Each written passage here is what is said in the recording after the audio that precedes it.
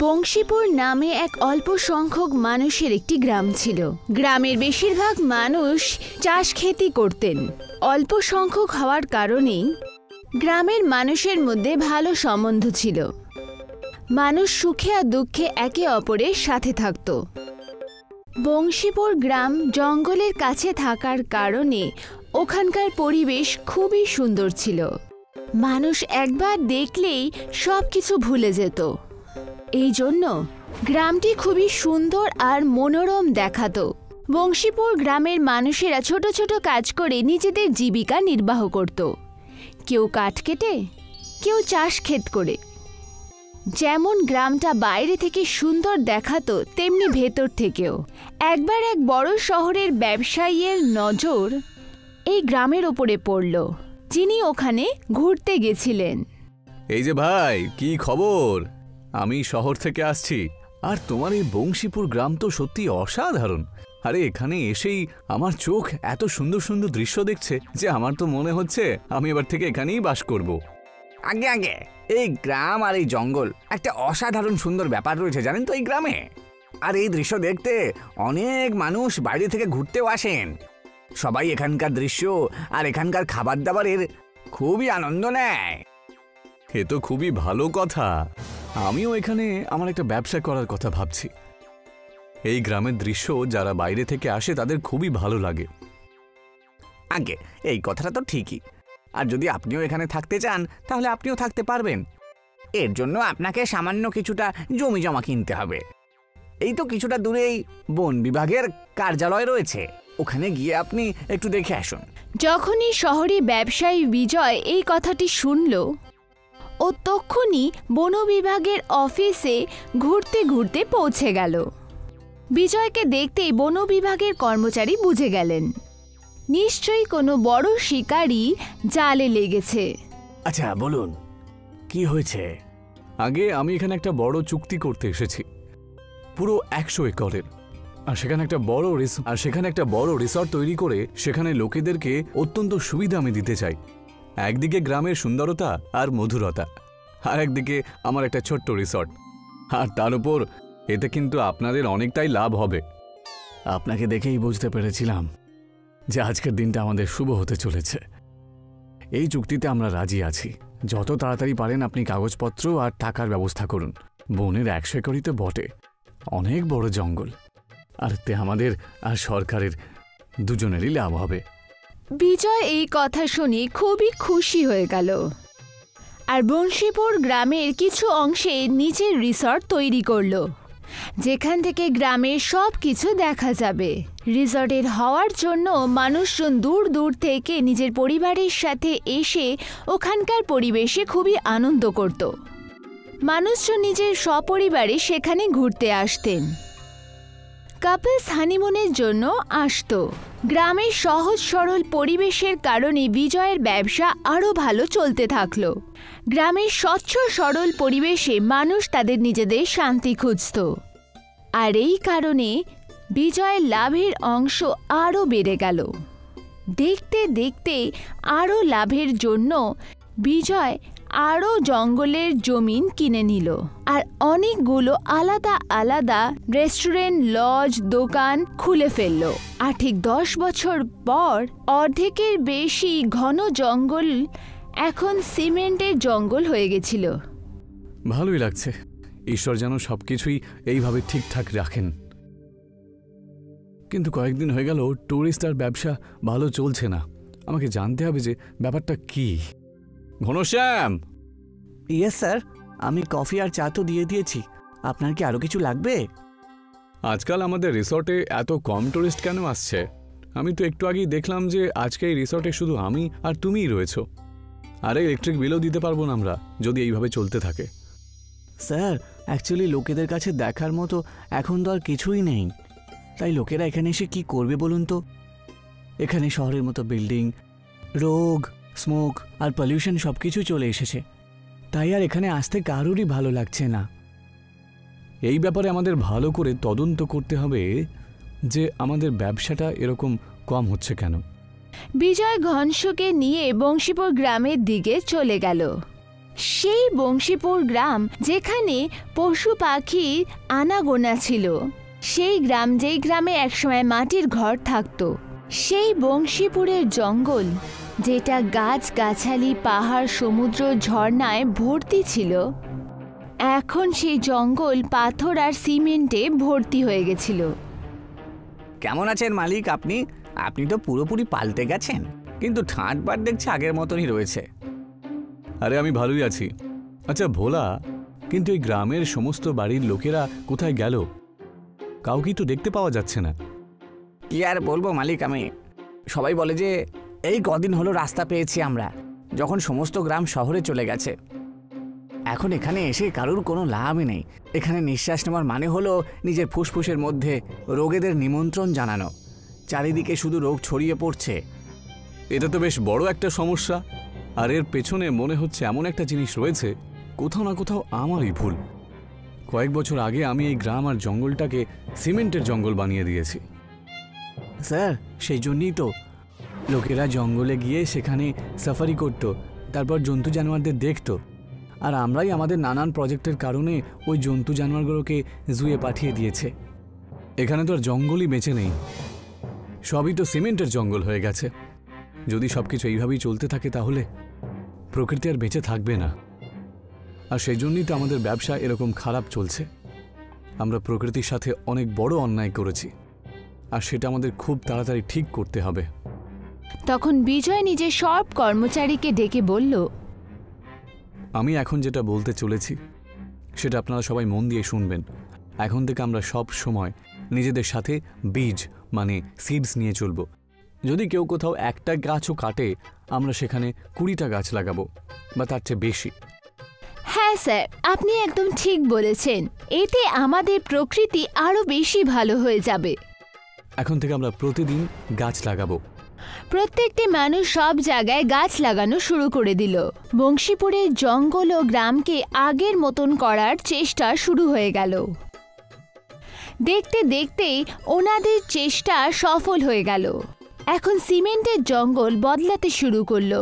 ছোট ছোট গাছ এখন বড় বড় গাছে পরিণত হলো। কোনোটা আমের বা কোনোটা নিমের। কিছু বছর কেটে গেল। মালিক, আমি আপনাকে বলেছিলাম আমরা যদি প্রকৃতির সেবা করি তাহলে প্রকৃতিও আমাদের দেখবেন। আমি সব কিছুতেই শুধুমাত্র ব্যবসাটাই দেখতাম। আমি আজকে বুঝতে পেরেছি যে ব্যবসা আর প্রকৃতি দুটোকেই রক্ষা করা যায়। আমি কত ভুল ছিলাম। এখন থেকে যখনই একটা গাছ কাটা হয় তখনই আমি 100টা গাছ লাগানোর দায়িত্ব নিই। আমি একদম ঠিক করেছি। সবাই যদি আপনার মতনই ভাবে তাহলে সব জায়গার প্রকৃতি খুব ভালো হয়ে যাবে। এই রোগ কমে যাবে, লোকেরা শক্তিশালী থাকবে, আর সবকিছু ভালোই হবে। এইভাবেই বিজয় প্রকৃতি আর ব্যবসার খুব ভালোভাবে খেয়াল রাখতে শুরু করলো।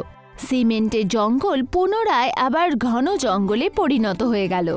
মানুষ নিজেদের সময় সেখানকার শুদ্ধ হাওয়া বাতাসে কাটাতে চলে আসতো। সবকিছু আগের মতো হয়ে গেল। মানুষ আবার সেখানে এসে ওখানকার সুন্দর মনোরম দৃশ্যের আনন্দ নিতে থাকলো। একটা গ্রামে নন্দন আর বন্দন নামে দুজন কাঠুরিয়া ছিল। নন্দন খুব পরিশ্রমী ছিল। ও সকালে খুব তাড়াতাড়ি উঠত, সারাদিন ধরে কাঠ কাটত, আর সন্ধে নামার পর কাঠ নিয়ে বাড়ি ফিরত। অন্যদিকে বন্দন অলস প্রকৃতির। সূর্য মাথার উপরে এলে ঘুম থেকে উঠত আর অনেক কম কাঠ সংগ্রহ করে বাড়ি ফিরত। 1 বছর পরে নন্দন অনেক পরিশ্রম করে অনেক টাকা জমিয়ে ফেলল। ও সেই টাকায় খুব বড় একটা সুন্দর বাড়ি তৈরি করল। আর বন্দন আগে যেমন ছিল তেমনই থাকল। কিছুদিন পর নন্দন বিয়ে করে নিল, আর সেই দেখে বন্দনের খুব হিংসে হলো।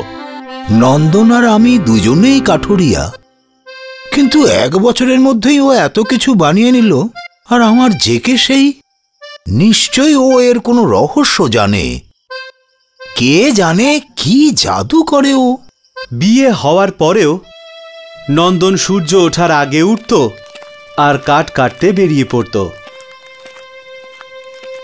বেরিয়ে পড়লেন মহারাজ, এনার তো একটুও শান্তি নেই। আমি তো ধীরে সুস্থে যাব। আর বন্দন আবার শুয়ে পড়ল। নন্দন জঙ্গলের মধ্যে দিয়ে যেতে যেতে একটা পুকুরের পাড়ে পৌঁছল। এই গাছটা খুব ভালো, আর এর ডালপালাও বেশ মোটা মোটা, এটাকেই কাটি। নন্দন গাছের উপরে উঠে একটা ডাল কাটতে শুরু করলো। গাছের ডাল কাটতে কাটতে নন্দনের হাত থেকে কুড়ুলটা ফসকে গেল আর সেটা পুকুরে পড়ে গেল। আরে না! ও গাছ থেকে নিচে নামলো আর আমার কাছে তো একটাই কুড়ুল ছিল, এবার আমি কি করব? কাঠ কিভাবে কাটবো? গাছ যদি না কাটতে পারি তো? নন্দন চিন্তায় পড়ে যায় আর ও ওই পুকুরের ধারে বসেই প্রার্থনা করতে শুরু করলো। হে জলদেব, আমাকে সাহায্য করো। তখনই নন্দন, আমি তোমাকে কিভাবে সাহায্য করতে পারি? আমার কুড়ুলটা পুকুরে পড়ে গেছে, আপনি আমায় দয়া করে ওটা ফিরিয়ে দিন। ওই কুড়ুলটা আমার কাছে অনেক মূল্যবান জিনিস। জলদেব জলের ভিতরে চলে যায় আর কিছুক্ষণ পর উনি সোনার কুড়ুল নিয়ে আবার ফিরে আসেন। এই নাও নন্দন, এ তোমার কুড়ুল। এটা আমার কুড়ুল নয়, এটা তো সোনার কুড়ুল। আপনি আমায় আমার কুড়ুলটা ফিরিয়ে দিন। জলদেব আবার জলের নিচে চলে গেলেন আর এবার যখন উনি ফিরে এলেন ওনার হাতে একটা রূপোর কুড়ুল ছিল। এটা হয়তো তোমার কুড়ুল হবে। না না প্রভু, এটা তো রূপোর কুড়ুল। আমার কুড়ুল তো লোহা আর কাঠ দিয়ে তৈরি। তারপরে আবার জলদেব জলের ভিতরে চলে গেলেন। এবার উনি নন্দনের কুড়ুলটা নিয়ে এলেন। নন্দন নিজের কুড়ুলটা দেখে ভীষণ খুশি হলো। হ্যাঁ, এটাই তো আমার কুড়ুল। এই নাও, কিন্তু এটা আমায় বলো যে তুমি বলেছিলে যে তোমার কুড়ুল খুব মূল্যবান, তাহলে তুমি সোনা আর রূপোর কুড়ুলটা নিলে না কেন? আমার কুড়ুল তো মূল্যবানই, এটা না থাকলে আমি কাঠই কাটতে পারবো না। এই কুড়ুলটা আমার জীবনের অবলম্বন। খুব ভালো কথা নন্দন, পরিশ্রমকেই তুমি তোমার জীবনের মূলধন মনে করো, আর তোমার মনে এতটুকু লোভও নেই। এই নাও, এই সোনা আর রূপোর কুড়ুলটাও তোমার সততার জন্য উপহার। সর্বদা সুখে থাকো। নন্দন কুড়ুল নিয়ে জলদেবতাকে প্রণাম করে আর জলদেবতা আবার জলে অদৃশ্য হয়ে যায়। নন্দনের হাতে সোনার কুড়ুল দেখে বন্দন আশ্চর্য হয়ে যায় আর ও ওর পিছু ধাওয়া করে। নন্দন তার স্ত্রীকে সোনার আর রূপোর কুড়ুলের রহস্য বলে, যেটা বন্দন জানলা দিয়ে শুনে ফেলে। তো এই ব্যাপার, আমিও পুকুরে গিয়ে সোনার কুড়ুল নিয়ে আসছি। বন্দন পুকুরের ধারে পৌঁছে ও ওর কুড়ুলটা পুকুরে ফেলে দেয় আর ওখানেই বসে প্রার্থনা শুরু করে। বলো বন্দন, আমায় স্মরণ করেছ কেন? আমার কুড়ুলটা পুকুরে পড়ে গেছে, আমায় ওটা ফিরিয়ে দিন। জলদেবতা জলের মধ্যে গিয়ে বন্দনের লোহার কুড়ুলটা নিয়ে ফিরে আসে। এই নাও বন্দন, তোমার কুড়ুল। না, এটা আমার কুড়ুল নয়। জলদেবতা আবার জলের মধ্যে যায় আর রূপোর কুড়ুল নিয়ে আসে। বন্দন আবার না করে দেয়। তারপর জলদেবতা সোনার কুড়ুল নিয়ে ফিরে আসে। বন্দন খুশি হয় আর হ্যাঁ হ্যাঁ, এটাই তো আমার কুড়ুল। হ্যাঁ, তুমি খুবই লোভী বন্দন, তুমি আমাকে মিথ্যে বলেছ। এই বলে জলদেবতা জলে অদৃশ্য হয়ে যান। আমার কুড়ুল, আমার কুড়ুল, আমায় ক্ষমা করে দিন। বন্দন মিথ্যে কথা বলা শাস্তি পায় আর নন্দন পায় সততার পুরস্কার। সেই জন্যেই বলে লোভ করা ভালো নয়। একটা গ্রামে মোহন নামে একজন গরিব ব্যক্তি নিজের বউ রাধার সাথে একটা ভাঙাচোরা ঝুপড়িতে থাকত। মোহন গ্রামের সবথেকে ধনী আর ক্রূর ব্যক্তি ভীমার হাবেলিতে পরিষ্কারের কাজ করত। একদিন মোহন কাজে যাচ্ছিল, তখনই ওর বউ রাধা ওকে বলল, আচ্ছা শোনো গো, কালকে পুরনো বাক্সে আমি কিছু পুরনো কাপড় খুঁজছিলাম। ওই বাক্স তোমার বাবার ছিল। ওই বাক্স থেকে আমি একটা কাগজ পেয়েছি, আর ওই কাগজ আমায় চিন্তায় ফেলে দিয়েছে। দাও, আমাকেও দেখাও না। এমন কি ধরনের কাগজ, যেটা দেখে তুমি অবাক হয়ে গেলে? রাধা ওই কাগজ মোহনের কাছে দিয়ে বলল, এতে তোমার বাবার নাম লেখা আছে। আর তুমি ভীমার হাভেলিতে যে কাজ করো এতে ওই হাভেলির নকশা করা আছে। মোহন সেই কাগজ পড়তে পড়তে চিন্তিত হয়ে বলল, রাধা, এই কাগজের অনুযায়ী তো বাবা ভীমের হাভেলিটার মালিক ছিল। এটা কি করে হতে পারে? আমি এটা প্রধানমশাইকে অবশ্যই দেখাবো।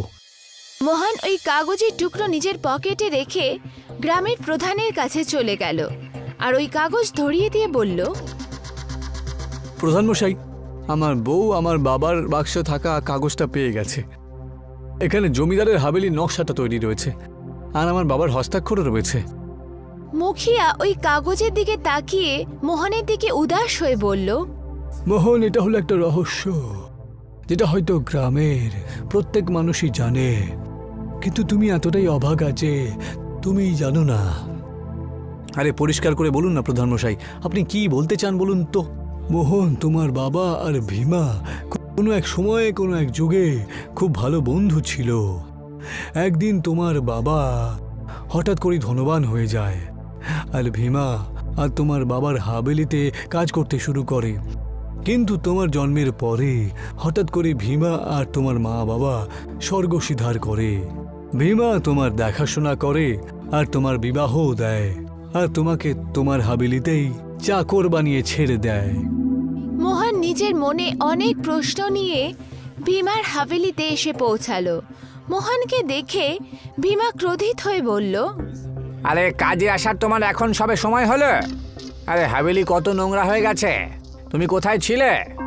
আমি প্রধানমশাইয়ের সাথে কথা বলিলাম আর উনি আমাকে বললেন যে এই হাভেলির আসল মালিক হলো আমার বাবা।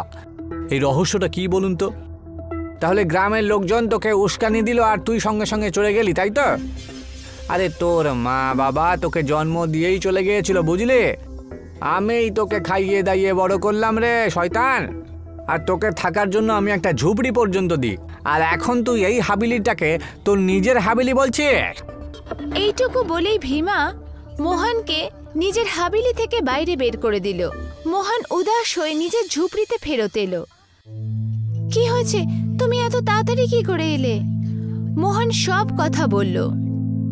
মালিক তো আমাকে হাভেলির কাছ থেকে বের করে দিল। কিন্তু তোমার কি দরকার ছিল ওনাকে এসব জিজ্ঞেস করার?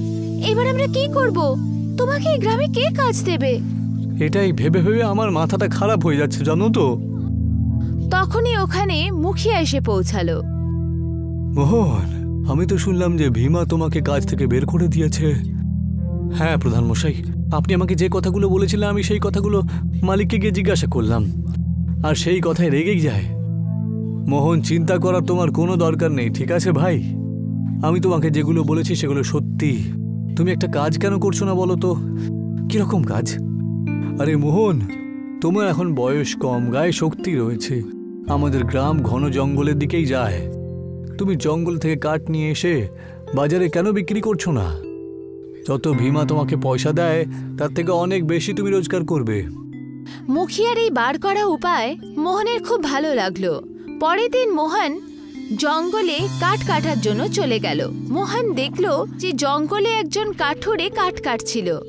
ওই কাঠুরে মোহনের দিকে তাকিয়ে বলল, মনে হচ্ছে আজকে তোমার এখানে প্রথম দিন বটে। তা তোমার কি নাম বটে ভাই? আমার নাম মোহন। তখনই মোহনের চোখ সামনে ঘন গাছের দিকে গেল। আরে তুমি ওই গাছের কাঠটাকে কেন কাটছো? ওই সামনের গাছের কাঠটা তো খুব ভালো মনে হচ্ছে দেখে। বাজারে ভালো দামে বিক্রি হবে তো। কাঠুরি ভয় পেতে পেতে মোহনের দিকে তাকিয়ে বলল, দেখো তুমি এখানে নতুন, সেই জন্য তোমাকে বলে দেখছি। হ্যাঁ, যে গাছের কাঠ ভালো করে তুমি দেখতে পাচ্ছ না, ওই গাছের সামনে একটা রহস্য জঙ্গলের রাস্তা শুরু হয়, বুঝলে? ওখানে গাছেরা কথাও বলে। কোনো কাঠুরিয়া ভয়ের কারণে ওই গাছের ধারে কাছে যায় না, বুঝেছ? এইটুকু বলেই কাঠুরে সেখান থেকে চলে গেল। মোহন নিজেই নিজেকে বলল, এটা কি করে হতে পারে? আমি তো ওই গাছটারই কাঠ কাটবো। মোহন আস্তে আস্তে ওই গাছের দিকে চলে গেল। ও যেই কুড়ুল দিয়ে গাছের ওপর আঘাত করলো, হঠাৎই গাছের ভেতর থেকে এক মানুষের আওয়াজ এলো। আমাকে কেটো না, আমি গাছ, তাতে কি হয়েছে? আমার ভেতরেও তো প্রাণ রয়েছে। এটা দেখে মোহন খুব চিন্তিত হয়ে বলল, তার মানে ওই কাঠুরিয়াটা সত্যি কথা বলছিল। তুমি আমার উপরে কুড়ুল মেরেছ, আমার খুব যন্ত্রণা হচ্ছে। মোহন ওই গাছের দিকে তাকিয়ে বলল, আরে এইভাবে তো সংসারে অনেক গাছই রয়েছে, তাহলে ওদের কেন কষ্ট হয় না? সবার কষ্ট হয়, সবার ভেতরেই কথা বলার শক্তি পাওয়া যায় না ব্যাস। মোহন দেখল ওই গাছের শাখা থেকে জলের বিন্দু পড়ছে। আর এই জলের ফোঁটা কেন পড়ছে? আর এটা জলের ফোঁটা নয়, বরং আমার চোখের জল। এটা শুনে মোহনের খুবই আফসোস হলো। আমায় ক্ষমা করে দাও ভাই, আর আমি কখনো কোনো গাছকে কাটবো না। মোহন এইটুকু বলেই ছিল, তখনই রং বেরঙের কিরণের সাথে ওই গাছ একটা সুন্দর পুরুষে পরিবর্তিত হয়ে গেল। মোহন খুব আশ্চর্য হয়ে ওই ব্যক্তির দিকে তাকিয়ে বলল, কে তুমি? আমি হলাম বনরক্ষক। এর আগে অনেক কাঠুরিয়া এখানে এসেছে আর ভয়ের কারণে পালিয়ে গেছে ওরা, কিন্তু তুমি একদম অন্যরকম কাঠুরিয়া, যার মনের ভেতরে গাছের জন্য সমবেদনা জেগে উঠেছে। তাহলে প্রথম কাঠুরিয়া কে ছিল? তোমার বাবা। আমি তোমাকে চিনি, চলো আমার সঙ্গে, আমি তোমাকে কিছু দেখাতে চাই। বনরক্ষক মোহনকে ওই জঙ্গলের ভেতরে নিয়ে গেল। জঙ্গলের ভেতরের দৃশ্য দেখে মোহনের চোখ আশ্চর্যতে ফেটে গেল। মোহন দেখল ওই জঙ্গলের গাছের মধ্যে ফল আর পাতার জায়গায় খুব সুন্দর বাসন দেখা যাচ্ছিল। আরে তো বেশ অদ্ভুত জঙ্গল দেখছি। এই জঙ্গলের গাছগুলোতে দেখছি ফল আর পাতার বদলে বাসনকোসন ঝুলছে। তুমি একদম ঠিকই দেখতে পাচ্ছ, এগুলো জাদুর বাসনের জঙ্গল। অনেক সময়কার আগে তোমার বাবাই জঙ্গলে আসতো, আর আমি ওনাকে উপহার হিসেবে একটা জাদুর বাসন দিয়েছিলাম। উনি ওই জাদুর বাসন থেকে যত ইচ্ছে ধন চাইতেন, ওই জাদুর বাসনটা ওনাকে সেটা দিয়ে দিত। ওই জাদুর বাসনের সাহায্যেই তো সে অনেক বড়লোকও হয়ে যায়। বড়লোক হওয়ার পরে নিজের গ্রামের লোকজনকে অনেক সাহায্যও করত। আর এই কথাটাই ওনার মিত্র ভীমা একেবারে পছন্দ করে না। ভীমা নিজের গরিবের কথা শুনিয়ে তোমার বাবার হাভেলিতে কাজ করার অজুহাতে তোমার বাবার ওপরেও নজর রাখতে শুরু করে। আর সে ওই জাদুর বাসনের রহস্যটা জানতে পেরে যায়। ও তোমার বাবার কাছ থেকে জাদুর বাসনের কথায় অনেক জিজ্ঞাসা করে, কিন্তু কোনো কথাই বলেন না তোমার বাবা। ভীমা রেগে গিয়ে তোমার বাবা আর তোমার মাকে রহস্যময়ভাবে একেবারে খুন করে দেয়। আর তার বদলের প্রতিশোধের জন্য তোমাকে তোমার হাভেলিতেই চাকর বানিয়ে রেখে দেয়। এইটুকু বলেই বনরক্ষক একটা বড় বাসন মোহনকে ধরিয়ে দিল আর বলল, এই বাসনের কাছ থেকে তুমি যত ধন চাইবে, এই বাসন তোমাকে ততই ধন দিয়ে দেবে। আমি জানি যখন ভীমা তোমাকে বড়লোক হতে দেখবে, তখনও তোমার কাছেও ধনবান হবার জন্য রহস্যটা জানার জন্য আসবে। কিন্তু তুমি তোমার বাবার মতন যেন ওর কাছে কিছু লুকিও না, তুমি ওকে এখানে নিয়ে আসবে। কিন্তু কেন? যখন তুমি ওকে এখানে নিয়ে আসবে না, তখন স্বয়ং জানতে পেরে যাবে। মোহন খুশি খুশি ওই জাদুই বাসনের জঙ্গল থেকে ওই জাদুই বাসন নিয়ে নিজের বাড়ি চলে এলো আর সব ঘটনা নিজের বউকে বলল। আর আমাদের গরিব হয়ে থাকতে হবে না। ওগো, তাহলে ওই জাদুই বাসন দিয়ে অনেক সোনা আর চাঁদি চেয়ে দেখি। মোহন জাদুই বাসনের দিকে তাকিয়ে বলল, জাদুর বাসন আমাকে অনেক সোনা, রূপো, গয়না আর হিরে দিয়ে দাও। পর মুহূর্তেই রং বেরঙের কিরণের সাথে জাদুই বাসনে সোনা, চাঁদি আর হিরেতে উপচে পড়ল। রাধা, এ তো সত্যি সত্যিই জাদুর বাসন দেখছি। কিছুদিনের মধ্যেই মোহন গ্রামের সবথেকে ধনী ব্যক্তি হয়ে গেল। মোহনের হাভেলি এখন ভীমার হাভেলির থেকেও অনেক সুন্দর ছিল। মোহনের সাফল্য ভীমা সহ্য করতে পারছিল না। ও একদিন রেগে গিয়ে মোহনের কাছে এসে বলে, আরে তুই তো আমার হাভেলিতে নোংরা পরিষ্কার করার কাজ করতিস, তাই না? তাহলে তুই এত বড়লোক হলে কি করে? আমি তো তোমার অপেক্ষাতেই ছিলাম মালিক। আসলে আমার কাছে একটা জাদুর বাসন রয়েছে, যেটার কাছ থেকে আমি যত ইচ্ছে সোনা, চাঁদি, রূপো চাই না কেন ও আমাকে দিয়ে দেয়। তুমি যদি চাও এমন বাসন তোমার কাছেও একটা থাকুক, তাহলে তোমাকে আমার সাথে জাদুর বাসনের জায়গাতে যেতে হবে। কিন্তু ভীমা হাসতে হাসতে মোহনের দিকে তাকিয়ে বলে, তুমি তোমার বাবার মতন মূর্খ নও দেখছি। ওর কাছেও তো একটা এরকম রহস্যময় বাসন ছিল। আমি ওকে অনেক জিজ্ঞাসা করেছিলাম যে ওই বাসনটা কোথায় পেয়েছিল ও, কিন্তু ও আমাকে কখনো বলেনি, জানো তো। তুমি একদম ঠিক কথা বলেছো, চলো আমার সাথে। কিছুক্ষণের মধ্যেই মোহন ভীমাকে জাদুই বাসনের জঙ্গলে নিয়ে এলো। ভীমা ওই জঙ্গলটা দেখে খুব আশ্চর্য হয়ে বলে, এ তো অদ্ভুত একটা জঙ্গল দেখছি। তখনই রং বেরঙের কিরণের সাথে ওখানে বন রক্ষক প্রকট হয়ে যায় আর রেগে গিয়ে ভীমার দিকে তাকিয়ে বলে, তুমি এখানে চলে এসেছো, কিন্তু আর কখনো ফিরে যেতে পারবে না। এই জাদুর জঙ্গলের গাছগুলোতে যত বাসন ঝুলে রয়েছে ওর মধ্যে থেকে কয়েকটা ফলিত জাদুর বাসন, বুঝলে, আর কয়েকটা সেই মানুষ যাদের মনের ভেতরে লোভ আর হিংসে একেবারে ভরে থাকে। তুমি মোহনের মা বাবাকে খুন করেছিলে, তাই না? আর মোহনের কাছ থেকে তার ছেলে মানুষই কেড়ে নাও। এর শাস্তি তুমি অবশ্যই পাবে। এই ব্যাপারে তুমি কি করে জানলে? কারণ আমি হলাম সেই বনরক্ষক যে মোহনের বাবাকে ওই জাদুর বাসনটা দিয়েছিল। আমি জানতাম যে মোহনের পুত্র একদিন না একদিন এই জঙ্গলে অবশ্যই আসবে, আর আমি ওর কাছ থেকেই ওর বাবার যে খুনি তাকে এখানে ডেকে নিয়ে আসব আর ওকে শাস্তি দেব। এবার তুমি তোমার সারাটা জীবন এই জঙ্গলের বাসনের মধ্যেই কোনো একটা গাছে বাসন হিসেবে ঝুলেই থাকবে। হঠাৎই বনরক্ষকের চোখ দিয়ে রং বেরঙের কিরণ বেরোতে থাকে আর ভীমাও বাসনে পরিবর্তিত হয়ে একটা গাছের শাখায় ঝুলতে লাগলো। বনরক্ষক হাসতে হাসতে মোহনকে বলল, তোমার মা বাবার খুনি শাস্তি তো পেয়েই গেছে। এইটুকু বলেই বনরক্ষক সেখান থেকে অদৃশ্য হয়ে গেল আর মোহন হাসতে হাসতে নিজের বাড়ি চলে এলো।